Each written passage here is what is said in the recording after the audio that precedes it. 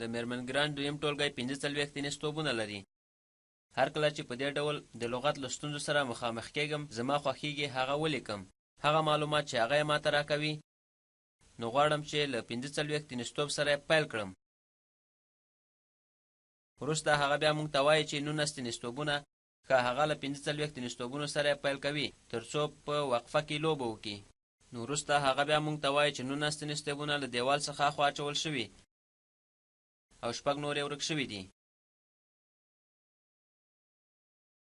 اوس څو توپونه د میرمن ګرانټ په ټولګي کې پاتې دي چې زه غواړم ترسره کړم. کله چې دا ډول لغوي ستونزې حلوم وایو، سمه ده، لومړی له کوم ځایه پیلوو؟ که له 45 تینس توپ څخه یې پیلوم، او وروسته څه کېږي؟ آیا د تینس توپونه به لاسته راوړم او یا هغه به له لاسه ورکړم؟ ښه، ما په 45 پیل وکړه، د میرمن ګرانټ د ټولګي په 45 پیل وکړه، او وروسته 19 توپونه له دیوال څخه اخوا واچول شول او هغوی توپونه ورکوي، او وروسته 6 نور تینس توپونه ورکېږي او دغه دواړه توپونه سره ورکوي. او له هغه ځای چې زه ځینې شیان ورکوم، له هغه ځای نه چې د تینس توپونه ورکوم، او یا ځینې توپونه چې ما پرې پیل کړی دلته یې باید تفریق کړم. او بله نقطه چې دلته تفریق جالبه کوي د دې لپاره ده چې وایي څومره د تینس توپونه د میرمن ګرانټ ټولګي لري. ښه، هغه ټول د تینس توپونه نه لري چې هغه پرې پیل وکړي. ځینې توپونه تفریق کوو، مګر دغه په بیړه لغوي ستونزه راګرځوي. 19 د تینس توپونه له دیوال نه هاخوا اچول کېږي، هغه یې ورکوي او موږ هغه باید له اصلي څخه تفریق کړو. او وروسته 6 دانې توپونه ورکېږي او موږ باید هغه له 19 نه تفریق کړو. راځئ هغه ترسره کړو.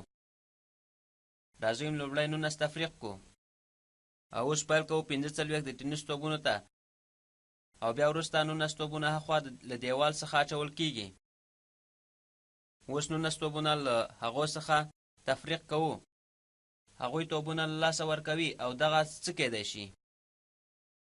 که چیرې موږ یویس خانې ته وګورو، موږ 5 دانې یوه او منفي 9 دانې یوه لرو. که له هغه ځای نه چې له 5 نه 9 څخه کم دي، موږ لیک شانته ګروپ جوړوو. اجازه راکړئ لسیز خانې ته لاړ شم. د 4 لسیزو پر ځای اجازه راکړئ په 3 لسو یې ترسره کړم، او له هغو سره یې اخلو او په یویس خانې یې ورزیاتوو، او هغه 10 دانې یوه کېږي.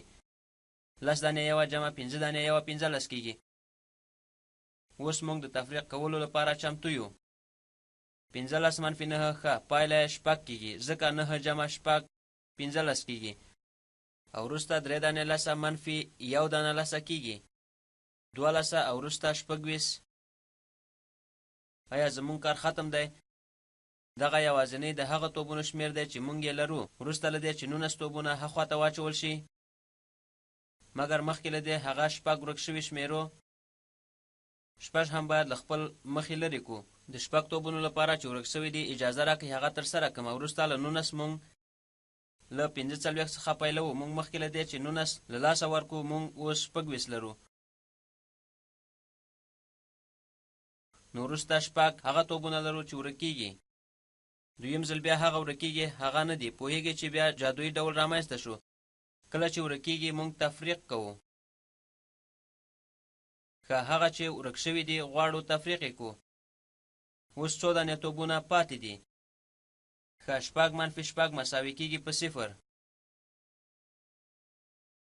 12 منفي، ښه دلته څه نشته او هغه یوازې 12 دي. ښه، نو څو نور باقي پاتې دي؟ ښه، د ګرانټ دویم ټولګی څو د تینس توپونه لري؟ ښه، تاسو کولی شئ هغه دلته ووینئ.